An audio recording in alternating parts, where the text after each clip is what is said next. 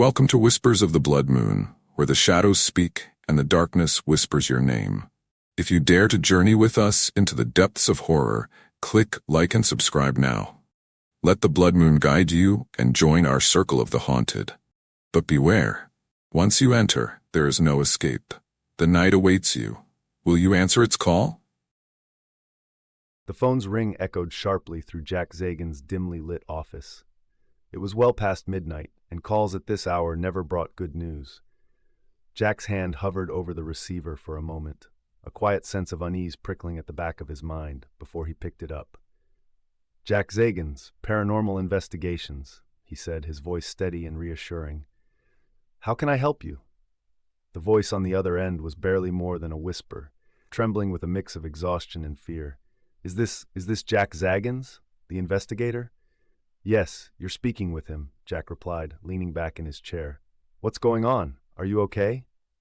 "It's my house," the woman stammered, her words spilling out quickly, as if she had been holding them in for too long. Things are happening here, things I can't explain. It started as just noises, footsteps at night, cold spots, but now it's my daughters. Please, you have to help us. I'm scared for them." Jack's pen hovered over his notepad, his instincts telling him this was different from the usual cases of creaky houses and faulty wiring. "Calm down and tell me your name," he said gently. Emily Park," she answered, her voice breaking slightly, like someone on the verge of tears. "We moved in about 3 months ago, and it was fine at first, but then things started changing." Jack nodded, even though she couldn't see him. "Tell me more, Emily. What kind of things?" "At first, it was just little things," Emily continued, her voice unsteady. "Doors would open by themselves, toys would be moved across the room, but I thought maybe it was the kids, or just the house settling. Then, my youngest daughter, Sophie, she's 5, woke up screaming 2 nights ago. She said there was someone in her room." Jack felt the familiar chill that accompanied stories like these, a twinge of dread curling in his chest. "What did she see?" he asked, his voice low and calm. "She said it was a tall shadow standing at the foot of her bed. It didn't have a face. It just watched her," Emily said, the fear thick in her voice. "Since then, she refuses to sleep in her room. And yesterday, I noticed bruises on her arms. They're small, like fingerprints, but I don't know where they came from." Jack's grip tightened on the pen, his mind racing. "And your other daughter?" he asked. "Has she noticed anything unusual?" "She's 8. Her name is Lily," Emily replied quickly. "She hasn't seen anything, but she's been acting different. She keeps saying she hears someone calling her name at night. I thought maybe she was just trying to get attention because of everything going on with Sophie, but now I'm not sure." "What about you?" Jack pressed, trying to gather as much information as he could. "Have you experienced anything yourself?" Emily's breathing grew ragged, as though she was forcing the words out. "I thought I was going crazy," she admitted. "I would feel someone standing behind me, hear faint whispers, even smell something, rotten, like decaying flowers. It's subtle, but it's there. And the feeling, this heaviness in the air, it's like the whole house is holding its breath." Jack felt a chill creep up his spine.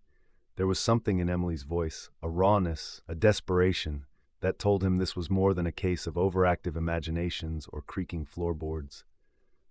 "All right, Emily, listen to me," he said firmly. "We'll be there tonight. My team and I will come out to investigate. We'll do everything we can to figure out what's going on and make it stop." "Thank you," she whispered, her voice cracking. "Please, hurry." Jack hung up the phone and sat in silence for a moment. He had been doing this work for a long time, and he knew better than to jump to conclusions. But something about this call gnawed at him. There was a darkness lurking in Emily's words that seemed to reach out from the phone, wrapping itself around his thoughts. He glanced at the clock, then reached for his phone to contact his team. The night was far from over, and whatever awaited them at the park residence would need to be faced head-on. There was no room for hesitation. Jack Zagans stepped out of his office and into the cold night air, a sense of urgency buzzing in his chest. He made his way to the van parked in the lot, where his team was already gathering. They were his trusted partners in this line of work, each bringing a different strength to the investigations. Tonight, he needed all of them at their best. "Everybody ready?" Jack asked, his breath visible in the chill. Ethan was the first to respond, giving a quick nod as he loaded the last of the equipment into the back of the van. Ethan was the tech expert, calm and collected, always relying on gadgets and data over gut instincts. "I've packed extra batteries and a new set of motion sensors," he said. "This place sounds like it could be active, so I want to cover all our bases." "Good thinking," Jack replied, clapping Ethan on the shoulder. "Let's make sure we don't miss anything. This case might be different." Sophie, the team's skeptic and documentarian, leaned against the side of the van, scribbling notes on her clipboard. She shot Jack a skeptical glance. "Different how?" she asked, her tone laced with doubt. "You mean like all the other hauntings that turned out to be leaky pipes and bad wiring?" Jack returned her look, unfazed. The mother's report was pretty compelling. 2 children with consistent experiences, unexplained bruises. It's worth looking into. Sophie gave a slight shrug. "Hey, I'm here to keep us honest. If there's something there, I'll be the first to admit it. But we've been fooled before." Clara joined the group next, her expression pensive. She was the sensitive of the team, often picking up on emotional energy and subtle shifts in the environment. Though she didn't like to call herself a psychic, Jack had learned to trust her instincts. "There's something about this one," she said quietly, almost to herself. "Children seem to be the focus. That could mean the entity is trying to connect with them, or it's feeding off their energy. We should be extra careful." "We always are," Jack assured her, noting the unease in her voice. He had seen Clara like this before, and it usually meant something was genuinely off. "Let's stay focused and stick to the plan. We'll figure out what's going on." As Clara pulled her jacket tighter against the cold, Harris arrived, a laptop bag slung over his shoulder. He was the team's historian, always researching the background of their cases. "I dug a little deeper into the house's history," he began as he approached. "It's been standing since the 1930s and has a bit of a track record. Lots of different families moving in and out over the decades. Most of them didn't stay longer than a few years." Jack's curiosity was piqued. "Any incidents we should know about?" "Several," Harris replied, glancing at his laptop as he pulled up the details. "There's at least one documented case of a child going missing in the 1970s.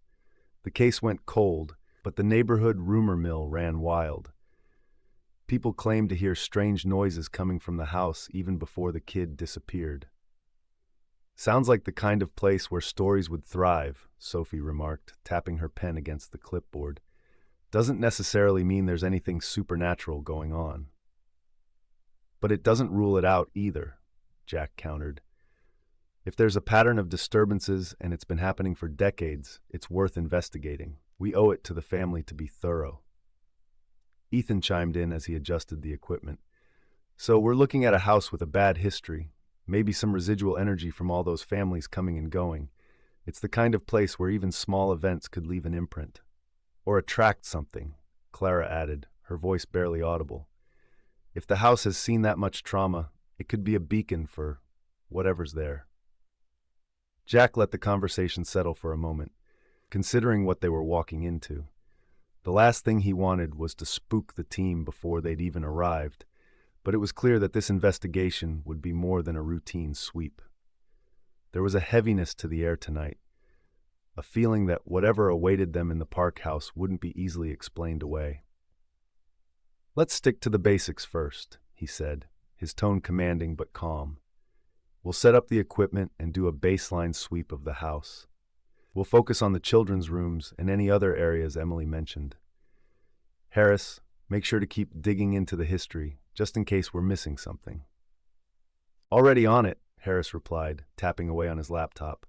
"I'll look for anything unusual, accidents, unsolved crimes, even folklore about the area."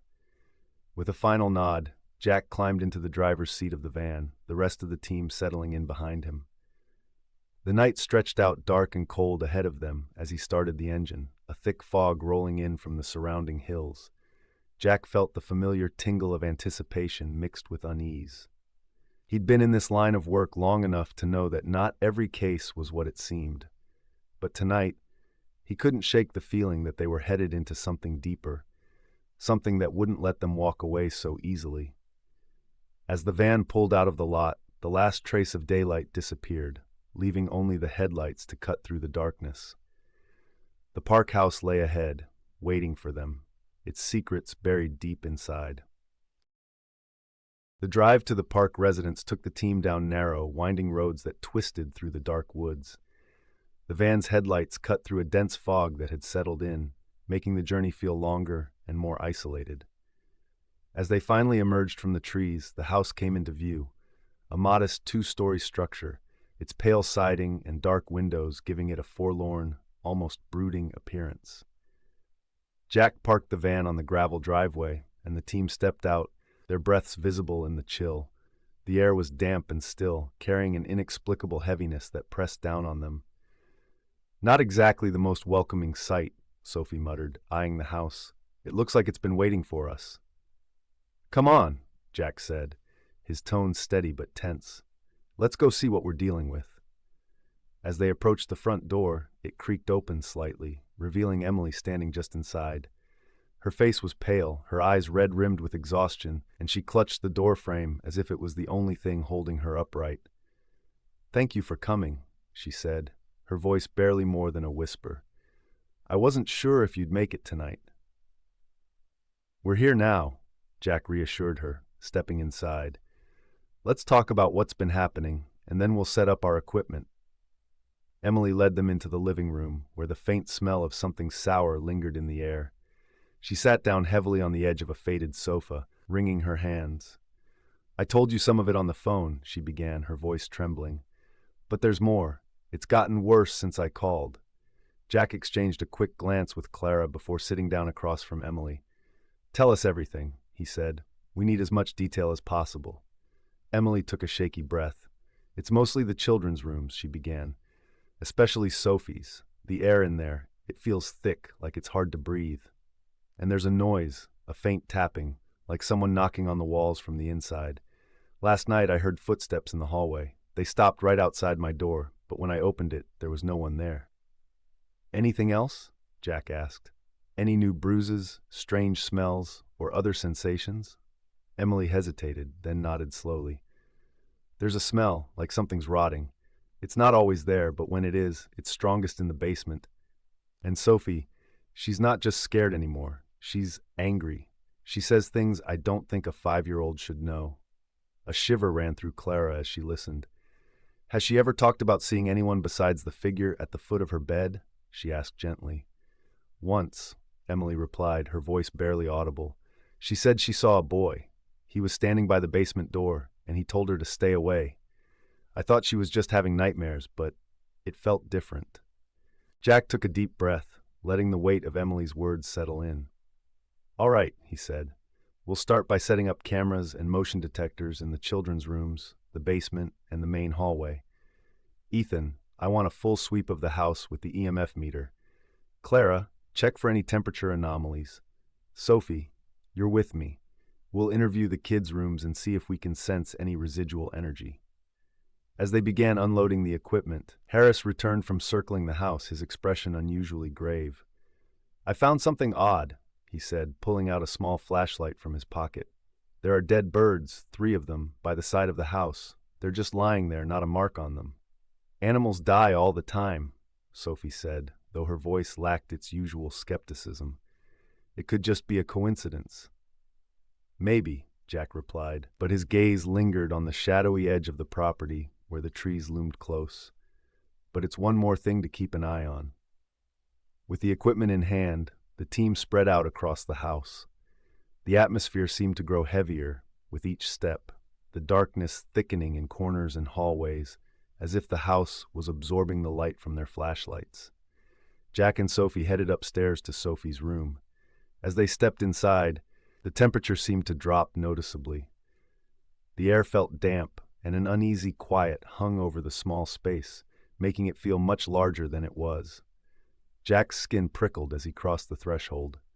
"Let's see if this room has any stories to tell," he said, setting up a digital recorder on the nightstand. "It's time to find out what we're really dealing with."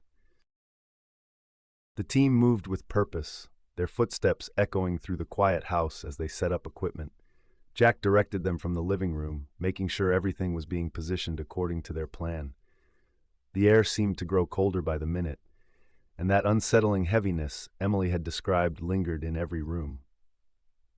"Ethan, start with the children's rooms," Jack instructed. "We need cameras covering the whole area, closets, windows, and especially the corners. Clara, take the temperature readings while he sets up. Let me know if you find anything unusual." Ethan nodded, already pulling a camera from his bag and checking its battery life. "Got it," he said, his voice steady. "I'll make sure we get full coverage." Clara joined him, carrying a handheld thermometer, her eyes scanning the room as she walked. She moved slowly, as though sensing something in the stillness. "The temperature's dropping fast in here," she murmured, pointing the thermometer towards Sophie's bed. "It's almost 10 degrees colder than the hallway." "That's a big drop," Jack said, frowning. "Mark it down. We'll see if it matches up with anything else we find." Sophie and Harris were downstairs in the basement, setting up another camera near the far wall. The basement was unfinished, with exposed beams and a dirt floor that gave the space a musty smell. The single light bulb hanging from the ceiling flickered occasionally, casting long shadows across the walls. "I can see why Emily doesn't like this place," Sophie said as she adjusted the camera's angle. "It's creepy down here." "Creepy is one thing," Harris replied, glancing around the dark corners, "but I think there's more to it than that. It's like the air is thicker, harder to breathe." Sophie raised an eyebrow. "You getting spooked, Harris?" Harris gave a faint smile. "Not yet, but I'd be lying if I said I didn't feel something off." Jack's voice crackled over the walkie-talkie clipped to Sophie's belt. "Sophie, how's it going down there? Any signs of the smell Emily mentioned?" "Nothing so far," she replied, though she took a deeper breath to double-check. "Just the usual basement mustiness." "Copy that. Keep an eye out," Jack said, before turning his attention back to Ethan and Clara, who had just finished setting up in Sophie's bedroom. "Anything else?" Clara was staring at the far corner of the room, her brow furrowed. "It feels heavy," she said softly, as if trying to put the sensation into words. "Like something's watching us." Ethan set up the final camera and motion detector. "All set up," he said. "We've got coverage in both kids' rooms, the basement, and the hallway outside the bedrooms. I'll monitor the feeds from the living room." "Good," Jack said, turning to Clara. "Let's check the rest of the house. I want to see if there are any other spots where the temperature drops like it did in Sophie's room." As they moved through the house, setting up motion sensors and checking for EMF fluctuations, the silence grew more pronounced. In the master bedroom, Clara's thermometer registered another cold spot, this one hovering near the closet door. "It's strange," she said, her breath visible in the frigid air. "There's no reason for it to be this cold here. The rest of the room is normal." Jack took out his own EMF meter and swept it over the area. The needle jumped, spiking higher than it had anywhere else in the house. "Definitely some kind of energy here," he muttered. "Let's place a camera in this room too. Something doesn't feel right." Meanwhile, Ethan set up his monitoring station in the living room, arranging the screens to display the various camera feeds throughout the house. As he flipped through the channels, he noted slight static interference on the feed from the basement. "Sophie, Harris," he called over the walkie-talkie. "The basement camera's picking up some static. Can you check the connections?" Sophie's voice came back, slightly distorted. "We're on it." She and Harris made their way back to the basement, and as they reached the bottom of the stairs, the flickering light overhead went out, plunging the room into darkness. Harris cursed under his breath, fumbling for his flashlight. When he turned it on, the beam caught something just at the edge of the dirt floor, small footprints, like a child's, leading toward the far wall. "Harris, are those what I think they are?" Sophie whispered, her eyes wide. "Looks like it," he replied, his voice tight. "But they weren't there when we came down here before." Jack's voice crackled over the walkie-talkie again. "Everything all right?" Sophie hesitated, then raised the walkie-talkie to her lips. "Jack, we found something. There are footprints down here, child-sized. They lead toward the far wall. But here's the thing. They weren't here when we first came down." There was a long pause before Jack responded. "Stay put. I'm on my way." As Jack descended into the basement, the air seemed to thicken with each step, as if something was pushing back against him. When he reached the bottom, his flashlight revealed the small footprints in the dirt, trailing off into the darkness. "Let's get some samples," he said, keeping his voice calm despite the chill running down his spine. "We need to figure out what we're dealing with." The team regrouped upstairs and Ethan continued monitoring the feeds while Jack and the others reviewed the evidence collected so far.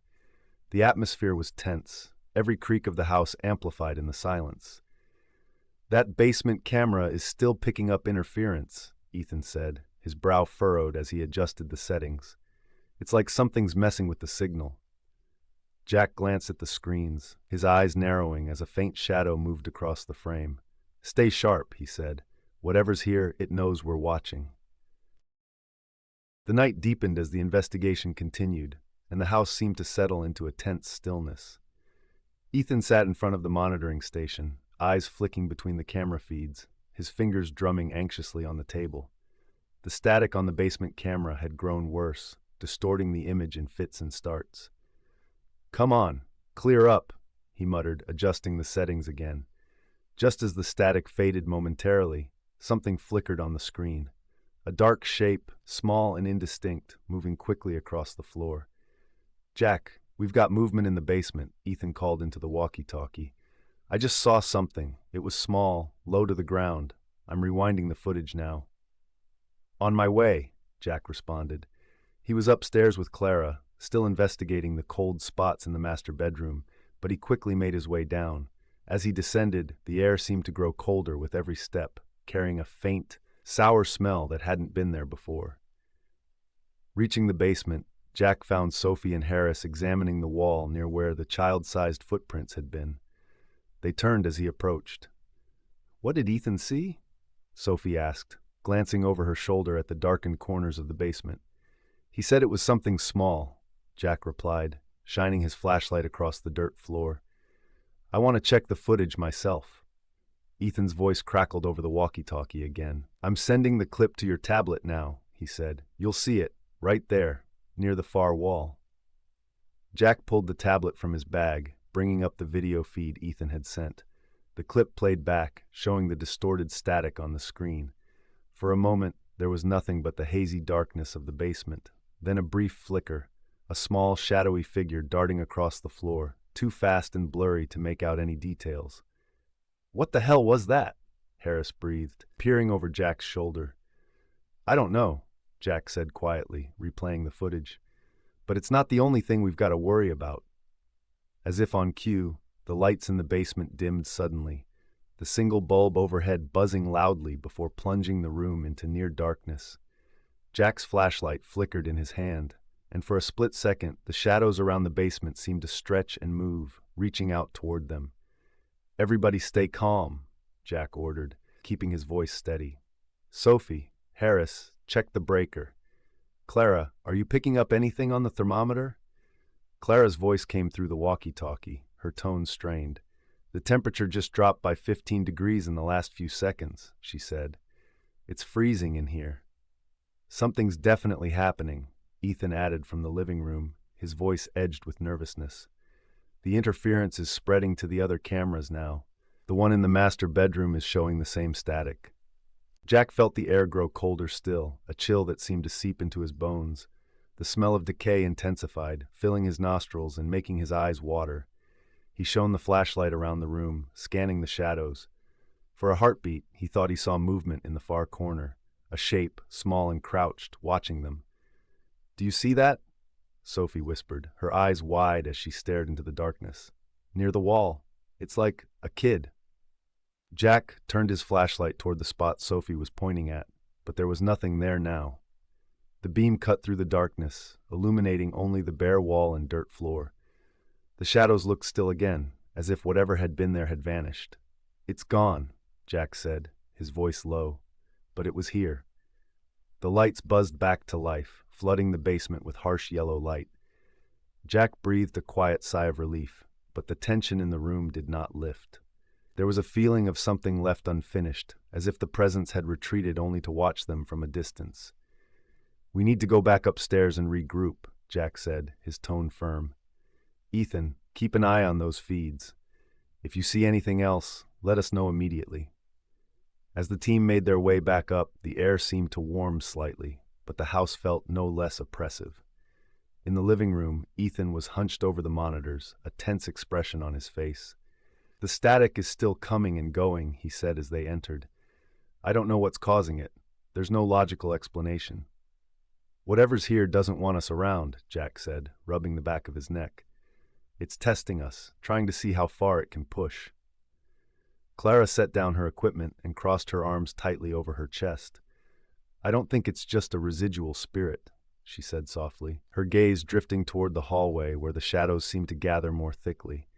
"It feels intelligent, like it's watching us, waiting for the right moment." "Then we have to make the next move," Jack said, his voice resolute. "Let's focus our efforts on the basement and the master bedroom. Those seem to be the hot spots. We're dealing with something real, and it's time we find out exactly what." The team regrouped in the living room, the tension palpable. Jack stood by the monitors, his jaw clenched as he reviewed the footage Ethan had captured. The shadowy figure from the basement replayed over and over on the screen, its form flickering in and out like a bad memory. "This isn't just residual energy," Jack said finally, breaking the silence. "It's reacting to us. It knows we're here." Ethan glanced up from the equipment, his expression grim. "The interference is getting worse. It's not just static anymore. It's like something is actively disrupting the signal." Clara paced by the window, her arms wrapped tightly around herself. "It's colder upstairs now," she murmured. "I checked before we came down. Sophie's room feels like a freezer, and I swear I heard someone whispering." Sophie frowned as she reviewed the notes on her clipboard. "We need to consider the possibility that there's more than one entity here," she said. "If we're dealing with multiple spirits, or whatever they are, it could explain the different types of activity we're seeing." "Agreed," Jack said. "But first, let's focus on the strongest hotspots: the basement, Sophie's room, and now apparently the master bedroom." He turned to Ethan. "I want you to run a frequency sweep. If something's messing with the signals, maybe we can pinpoint where it's coming from." The team split up to continue the investigation, and the sense of unease seemed to grow thicker with every step. Clara headed back upstairs to check on Sophie's room. The hallway was dark, the shadows long and shifting as she walked toward the closed door. As she reached for the doorknob, she felt a chill run through her, a feeling like icy fingers trailing down her spine.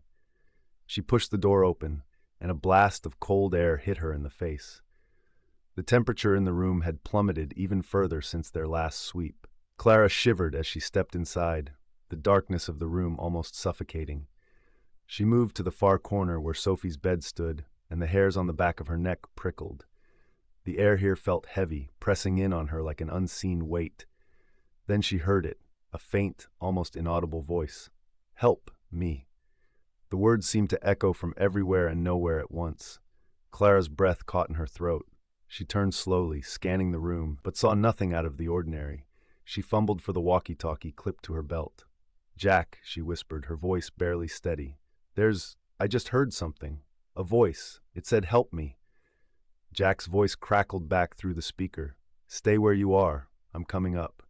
As Jack arrived at Sophie's room, he found Clara standing in the middle of the room, her eyes wide and unfocused. "What did you hear exactly?" he asked.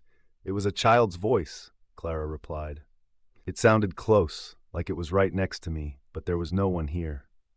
Jack frowned, his gaze drifting toward the closet door. "Let's check this room thoroughly. If there's something trying to communicate, we need to document it." While Jack and Clara swept Sophie's room, Harris and Sophie were downstairs in the basement, continuing their investigation. The air down there felt different now, thicker, more suffocating. Harris took a deep breath and adjusted the camera, keeping an eye on the small footprints still visible in the dirt. Suddenly, a loud thud echoed through the basement, as if something heavy had been dropped. Sophie spun around, her flashlight beam sweeping across the room. "What was that?" she asked, her voice tight. "I don't know," Harris replied, his own pulse quickening. "It came from over there." He pointed toward the far wall, where the dirt floor seemed disturbed, like it had been recently dug up. They cautiously approached the spot, the beam of Harris's flashlight illuminating a faint depression in the dirt. "Looks like someone moved something here," he said, "or tried to bury it." Sophie crouched down to examine the area more closely, but before she could get a good look, the light overhead flickered and went out. The basement was plunged into darkness, and the temperature dropped sharply, leaving her breath visible in the air. "Don't move," Harris whispered, switching on his flashlight. "Something's different." As the beam of light swept across the dirt floor, they saw it. New footprints, larger than the child-sized ones, leading away from the disturbed area toward the far corner. Sophie's heart thudded in her chest as she followed the prints with her eyes. "Whatever was here," she said slowly, "I think it's still here, watching us." Back upstairs, Jack and Clara joined Ethan in the living room. He was hunched over the monitors, his brow furrowed. "I've been tracking the interference," Ethan said. "It seems strongest around the children's rooms and the basement, but it's fluctuating, like something is moving through the house." Jack leaned over Ethan's shoulder, studying the screens. "It's almost like it's trying to stay out of sight," he said. "It's playing with us." Suddenly, all the camera feeds flashed to black for a split second before returning, but not before a brief image appeared across each screen. Dark, shadowy figures, each seemingly standing in a different room. It was as if the house was filled with people, or things, that did not belong. Ethan's voice dropped to a near whisper. "Did you see that?" Jack's gaze hardened. "It's trying to show us something, or it's trying to scare us away." Clara, still shaken, glanced toward the hallway that led upstairs. "What if it's both?" she asked. "What if it's trying to keep us from finding something?" Before Jack could answer, the faint sound of laughter echoed through the house. It was high-pitched, childlike, but distorted, as though coming from a great distance. The laughter faded quickly, replaced by the oppressive silence that seemed to close in around them. "We need to regroup," Jack said, his voice steady but edged with tension. "Everyone back to the living room. Let's review the footage again and figure out our next move." As the team gathered, the atmosphere grew even more stifling. Jack's mind raced, piecing together the fragments of evidence they had collected so far. Whatever was in the house wasn't just residual energy. It was active, intelligent, and getting bolder. It was time to change their strategy. If the presence wasn't going to come to them, they would have to force it to reveal itself. The team reconvened in the living room, their faces illuminated by the glow of the equipment. Jack was scrolling through pages of local history on his tablet, while Harris sifted through a stack of old documents and news clippings. There was a growing urgency in the air, a sense that time was running out. "Listen to this," Harris said, spreading out several yellowed pages on the coffee table. "I found some information on the original owners of the house. It was built in the 1930s by a family named Holloway. They had a young son, Thomas, who went missing when he was 7. The search went on for months, but he was never found." Jack leaned over the table, scanning the faded text of an old newspaper clipping. "The Holloways," he murmured. "That name hasn't come up before. How did they not find anything about this during previous ownership transfers?" "It gets stranger," Harris continued, lowering his voice. "Apparently, Mrs. Holloway suffered a nervous breakdown shortly after Thomas disappeared. She insisted that he was still in the house, hiding in the basement, but no one believed her. They dismissed it as the ramblings of a grieving mother." Clara, standing by the window, turned to face them, her brow furrowed. "That might explain the child-sized footprints we saw," she said. "What if Thomas never left the house?" "It's possible," Jack replied, his voice grim. "And if that's true, we could be dealing with something far more dangerous than a simple haunting. We need to check the basement again." As the team gathered their equipment, the air seemed to grow heavier, pressing down on them with an almost tangible weight. They moved through the house with cautious steps, descending once more into the cold darkness of the basement. Jack's flashlight cut through the shadows, illuminating the disturbed area where Harris and Sophie had found the footprints. Jack knelt down, examining the dirt more closely. "There's something here," he said, his voice barely above a whisper. "The ground looks looser, like it's been dug up and covered again." "Should we dig it up?" Sophie asked, her voice wavering slightly. Jack nodded. "It's worth a shot. If there's something buried here, it could explain a lot." Harris fetched a small shovel from the toolkit, and together they began to dig, the dirt soft and giving beneath the blade. As they worked, an uneasy silence settled over the basement, punctuated only by the scraping of the shovel against the earth. After a few minutes, Harris's shovel struck something hard. He froze, exchanging a nervous glance with Jack. "I think I hit something," he said, his voice tight. "Keep going," Jack urged, leaning in closer. As Harris scraped away more dirt, the outline of a wooden box began to emerge. It was small, no larger than a suitcase, and covered in dirt and decay. "What is that?" Clara breathed, stepping closer to get a better look. Jack reached down, his hands trembling slightly as he pried open the lid. Inside were several items: an old teddy bear with missing eyes, a rusted tin soldier, and a faded photograph of a young boy. The boy's face was solemn, almost haunting, with an expression that seemed far too serious for a child. "That must be Thomas," Harris whispered, picking up the photograph carefully. These must have been his toys. But it wasn't just the toys that caught Jack's attention. At the bottom of the box, nestled beneath the belongings, was an old, worn journal. He picked it up, feeling the aged leather cover crinkle beneath his fingers. The name, Thomas Holloway, was scrawled in a child's handwriting across the front. "I think we've just found our missing piece," Jack said, opening the journal to the first page. The entries were written in uneven, childish script, recounting daily activities that seemed normal at first: playing with toys, hiding in the basement, waiting for his mother. But as he read further, the tone of the entries shifted. "It's dark again," one entry read. "Mommy says to come upstairs, but I can't. The man said I have to stay here until he's done." Jack's heart skipped a beat. "The man?" he repeated aloud. "Who was he talking about?" Clara leaned in closer, her eyes widening. There was someone else in the house. The next few entries were sporadic, with each one becoming more desperate than the last. "He's here again," one entry read. "He told me to be quiet. He's always watching." Jack looked up at the others, his expression grim. "This wasn't just a disappearance," he said. "This boy was trapped down here by someone." Harris picked up the teddy bear from the box, examining it carefully. If Thomas was left down here alone, or worse, then whatever is in this house might not just be a spirit. It could be the echo of his suffering, or something that took advantage of it. A sudden thump echoed through the basement, causing the team to freeze. The sound seemed to come from the far wall, where the dirt had been disturbed earlier. Jack's flashlight flickered, casting shifting shadows across the room. "We're not alone down here," Sophie whispered, her voice barely audible. Jack tightened his grip on the flashlight, his gaze fixed on the far corner. "Everyone, stay close," he ordered.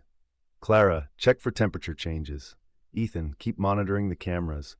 I want to know if anything moves." As Clara pulled out her thermometer, the needle dropped dramatically, the temperature plunging below freezing in an instant. "It's dropping fast," she said, her voice trembling. It's like we're in a freezer." At that moment, the sound of a child's voice echoed faintly through the basement, carrying with it a tone of desperation. "Help me, please." Jack's blood ran cold. The voice was unmistakable. It was the same one Clara had heard upstairs, and now it was unmistakably closer. He felt the presence growing stronger, as though it was feeding off the very fear that gripped them all. "We need to get out of here," Jack said, his voice firm. "Whatever is in this house is more than just a spirit. It's a trap." As the team hurried back up the stairs, the oppressive atmosphere seemed to chase them, pressing down harder with every step. They regrouped in the living room, their breaths coming in ragged gasps as the chilling realization settled over them. The house was more than just haunted. It was hiding a secret, one buried in the darkness of its past. And whatever had taken Thomas Holloway was still lurking, waiting to claim anyone who dared to uncover the truth. The atmosphere inside the house had shifted noticeably after the discovery in the basement. It was as though the building itself had come alive, seething with a silent fury. The air was colder, heavier, and seemed to throb with a malevolent energy. Jack could feel it pushing against his skin, crawling under it like a sickness. As the team gathered in the living room, their breaths visible in the frigid air, Ethan's voice crackled through the walkie-talkie from his station at the monitors. "I'm picking up major fluctuations on the EMF readings," he reported. It's spiking all over the house, especially near the basement and the kids' rooms. Jack exchanged a glance with Clara, who was visibly shaken. "It's getting stronger," she said, rubbing her arms. "Whatever it is, it doesn't want us here." Jack nodded grimly. "We need to stay on alert. Keep monitoring the cameras and don't go anywhere alone." He turned to the rest of the team. "Let's go over what we found in the journal. There might be more clues in those entries." They gathered around the coffee table, the journal spread open in front of them. Jack read aloud from one of the later entries. "The man says he's going to take me somewhere. He says Mommy can't help me anymore. I don't want to go, but he's always here watching." "Who was this man?" Sophie asked, her voice barely steady. Could it have been someone living in the house, or maybe an intruder? "Whoever he was, it's clear that Thomas was terrified of him," Jack said. "And if Thomas's spirit is still here, that fear might be what's fueling the activity." Clara leaned in closer, her eyes scanning the faded words. I think Thomas wasn't the only one," she said, her voice trembling slightly. "The entries start to refer to other children. He wrote about hearing them crying in the walls." Ethan's voice came over the walkie-talkie again, cutting through the growing tension. "Jack, we've got a problem. The camera in the master bedroom just went offline. I'm not sure what happened, but it's not responding." "Let's check it out," Jack said, rising quickly. "Sophie, Harris, come with me.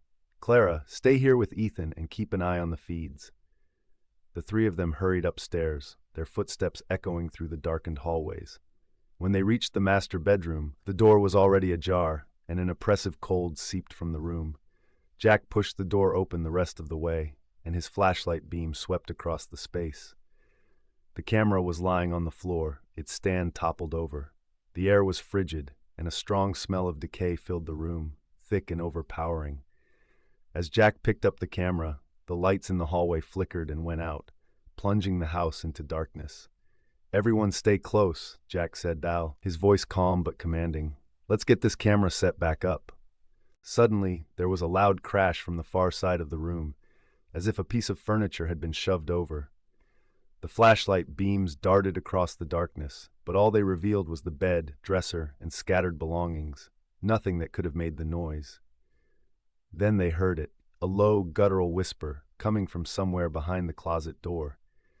"Help me," it moaned, the voice distorted and full of anguish.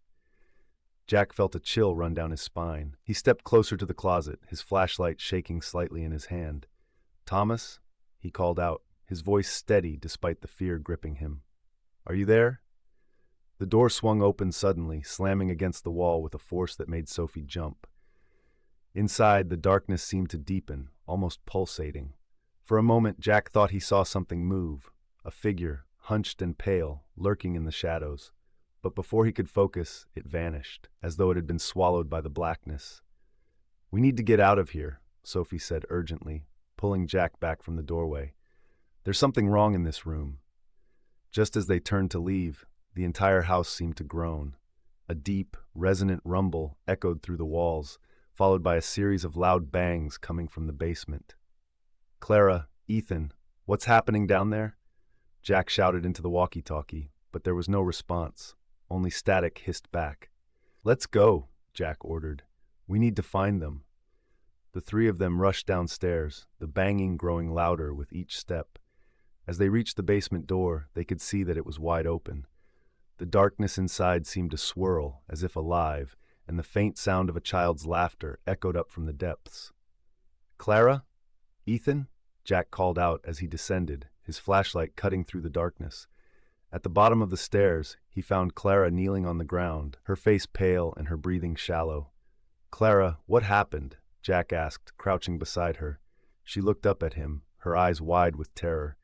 It wasn't Thomas," she whispered. "Something else is down here. It's pretending to be him." Ethan appeared from behind one of the support beams, clutching his side. "I was pushed," he stammered. "Something shoved me into the wall. I didn't see it, but I could feel it, like a pair of hands." Jack helped Clara to her feet, his mind racing.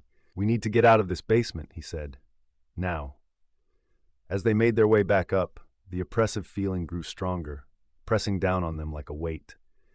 The laughter from the darkness grew louder, warping into a distorted wail. It followed them all the way up the stairs, fading only as they slammed the basement door shut behind them. The team regrouped in the living room, visibly shaken.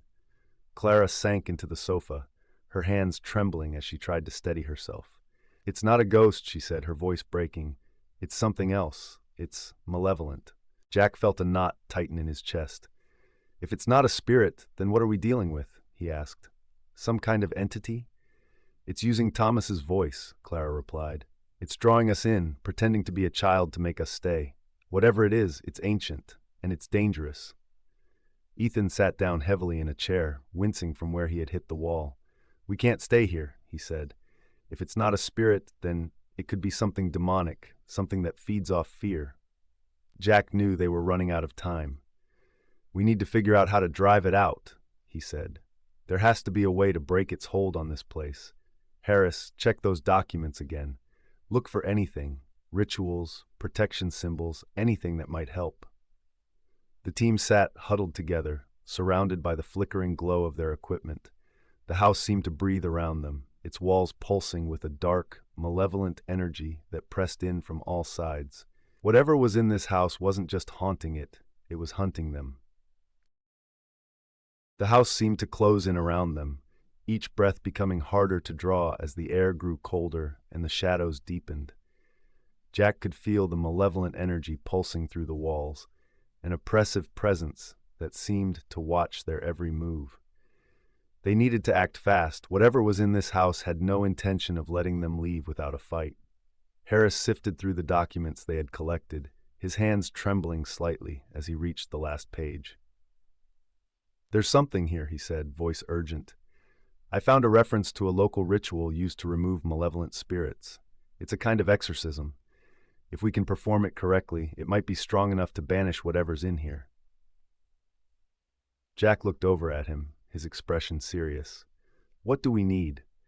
Harris glanced down at the page again, quickly summarizing the steps. "We'll need to light candles in each of the most active rooms, burn sage, and recite the ritual's incantation. There's a Latin phrase at the end that needs to be spoken 3 times to finalize the exorcism." Jack nodded, setting his jaw. "Let's do it. Ethan, get the candles and sage. We'll start in the basement, move up to the master bedroom, and finish in Sophie's room. Clara, you're with me. We'll lead the ritual. Everyone else, make sure nothing interferes." As they gathered the materials, the sense of urgency pressed down on them like a weight. The house seemed to resist their efforts, the air growing thicker and the darkness deeper. Jack led the team down to the basement, where the atmosphere was suffocating. It felt as though they were descending into the lair of a wild beast. Ethan quickly placed candles at each corner of the basement and lit them, their flickering flames casting long, wavering shadows on the walls. Clara took a bundle of sage, lighting it and letting the smoke curl into the darkness. The acrid scent mingled with the lingering smell of decay, filling the room. Jack began the ritual, his voice strong and steady as he recited the words from the document Harris had provided. "Spiritus malis, dissidida nobis, spiritus tenebrosus, relinque hunc locum." His voice echoed through the basement, the words cutting through the silence like a blade. As he spoke, Clara walked the perimeter of the basement, holding the burning sage aloft and whispering prayers under her breath. The air seemed to vibrate, the oppressive energy growing more volatile, as if the entity was pushing back against the ritual. Jack raised his voice, repeating the incantation with more force. "Spiritus malis, dissidida nobis." Suddenly, a violent gust of cold air blasted through the basement, nearly extinguishing the candles. The sage smoke was swept away, and an inhuman growl echoed from the far corner of the room. Clara stumbled back, her eyes wide. "It's resisting," she gasped. "It doesn't want to leave." "Then we push harder," Jack said, his voice edged with determination. He turned to Harris and nodded. "The Latin incantation. Start now!" Harris joined in, his voice shaky but growing stronger as he recited the Latin phrase, "Exorcisamus te omnis immundus spiritus, omnis satanica potestas." As they chanted, the entity seemed to lash out. A dark shape appeared in the far corner, growing larger and more defined. It wasn't a child. It was tall, twisted, its form shifting and writhing as though made of shadows and smoke. It surged toward them, and the candles flickered wildly, their flames bending toward the entity as if drawn to its darkness. "Keep going," Jack shouted over the howling wind. "Don't stop." The team's voices rose together as they chanted, their words overlapping, creating a desperate, defiant chorus. The entity halted in its approach, its form quivering, as though struggling against some invisible force. It emitted a high-pitched shriek, the sound piercing and unnatural, causing everyone's ears to ring painfully. Clara stepped forward, gripping the sage tightly and letting the smoke billow toward the figure. "In nomine Patris et Filii et Spiritus Sancti," she cried, her voice resonating with a force that seemed to ripple through the air. The entity recoiled, its form breaking apart and then surging forward again. Jack could feel the pressure building around them, like a storm about to break. The candle's flames burned brighter, turning a brilliant blue as if feeding off the conflict in the room. Jack glanced at the Latin phrase Harris had been reciting and joined him, his voice booming with authority. "Omnis satanica potestas, omnis incurgio infernalis adversarii." The darkness around the entity seemed to fray, breaking apart into tendrils that twisted and writhed as if being torn away. The high-pitched shriek grew louder, then abruptly cut off, leaving the basement in silence. The candle's flames flickered one final time, then returned to their normal glow. The oppressive energy that had suffused the basement was gone. The air felt still, quiet, almost peaceful. Jack took a deep breath, his chest heaving. Is it over?" Ethan asked, his voice barely above a whisper. Clara nodded, her expression weary but relieved. "It's over," she said. "We drove it out." Harris wiped sweat from his brow, still clutching the document. "That was too close," he murmured. "If we hadn't finished that incantation—" "Don't think about it," Jack said, his voice steady. "We did what we had to do." The team slowly made their way back upstairs, the house feeling strangely empty. The sense of danger had lifted, replaced by a calm that was almost eerie in its quietness. "We need to check the other rooms to be sure," Jack said as they regrouped in the living room. "But I think we're finally free of this thing." As they moved through the house, performing one last sweep, the atmosphere remained light, and the cold that had pervaded every corner was gone. For the first time that night, the house felt truly empty. The house stood still and silent in the aftermath of the exorcism, its oppressive atmosphere gradually lifting as the minutes passed. Jack and the team moved through the rooms cautiously, performing a final sweep to ensure that the malevolent presence had truly been banished. The air was noticeably lighter, the cold spots that had lingered in the children's rooms and basement finally dissipating. For the first time since they had arrived, the house felt truly empty. The team regrouped in the living room, their breaths coming more easily now that the thick tension had dissolved. Ethan was monitoring the equipment, scanning for any remaining signs of supernatural energy. The readings were steady, showing no disturbances. "It's clear," Ethan said with a cautious tone of relief. "No signs of residual activity. Whatever was here, it's gone." Jack nodded, taking a deep breath. "We've done what we could," he said, glancing at each of the team members in turn. "This place feels different now. Empty. We've broken its hold." Clara, who was sitting on the edge of the sofa, exhaled slowly. "I can't feel it anymore," she murmured. "The heaviness, it's just not there. It's like we really did drive it away." They began packing up their equipment, the sense of relief palpable, but mixed with a lingering exhaustion. The events of the night had taken a toll on all of them, both physically and emotionally. Jack caught sight of the clock on the wall, its hands creeping past midnight. They had been in the house for hours, yet the time seemed to have passed in a blur of terror and adrenaline. As the team finished gathering their gear, the front door creaked open, and Emily cautiously stepped inside. Her eyes were wide, her face pale with anxiety. Is it over?" she asked, barely above a whisper. Jack approached her, his tone calm and steady. "Yes, Emily, it's over," he reassured her. "We performed a ritual to cleanse the house and banish the spirit. We're confident it worked. The house feels clear now." A wave of emotion swept over Emily, her shoulders slumping as relief washed through her. "Thank you," she whispered, her voice breaking. "I don't know how to thank you. You've given my family a chance to feel safe again." Jack gave her a reassuring nod. You shouldn't have any more problems. We recommend having a priest bless the house as an extra precaution, just to be sure. Emily nodded, wiping away a tear. I will, she said, her voice firmer now. I just want my daughters to come back to a safe home.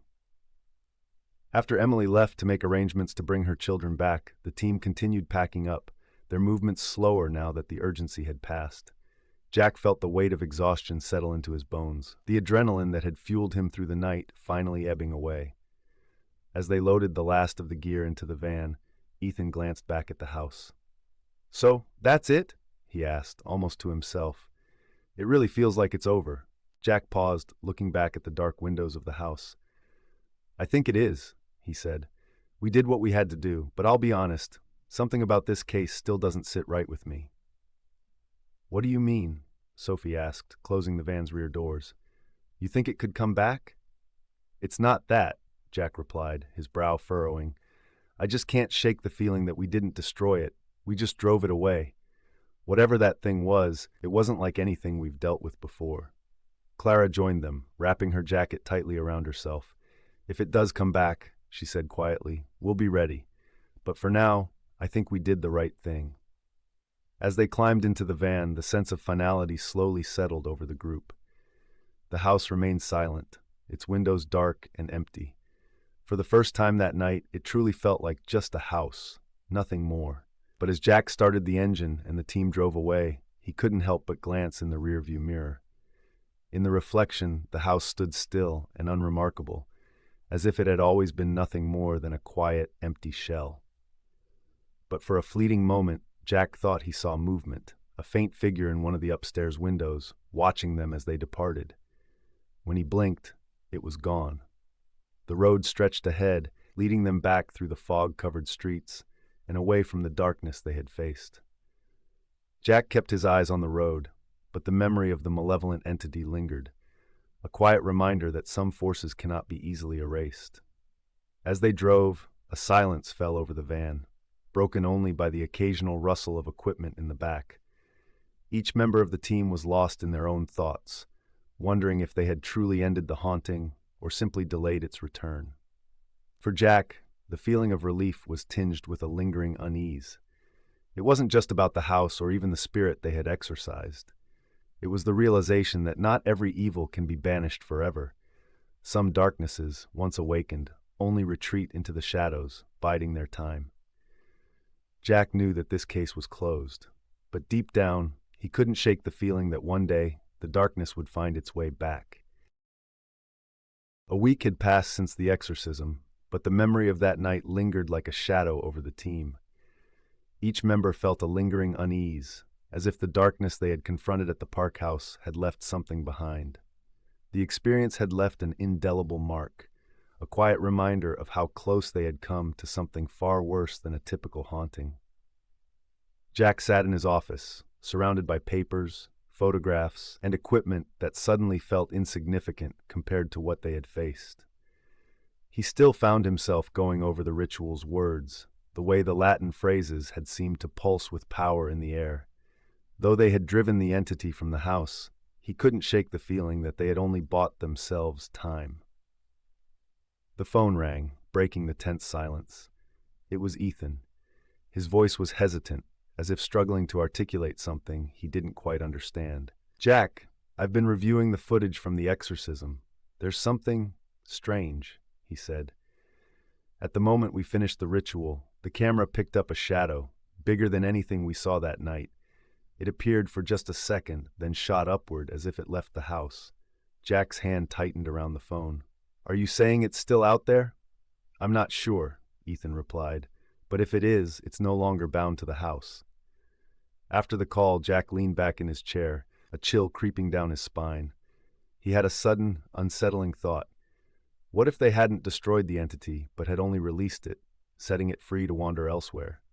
Meanwhile, Clara had been struggling with nightmares ever since the exorcism. Every night, she found herself back in that basement, the shadows pressing in around her. The darkness always seemed alive, reaching for her. In the dreams, the entity spoke with a voice that shifted from childlike to deep and inhuman, whispering, I'm not gone, I'm just hiding. Clara sat at her kitchen table, staring at the flickering flame of a candle she had lit for comfort. She didn't believe the entity had followed her home, but the fear lingered in her, an imprint of the terror they had faced. She couldn't shake the feeling that some part of the darkness still knew where to find her.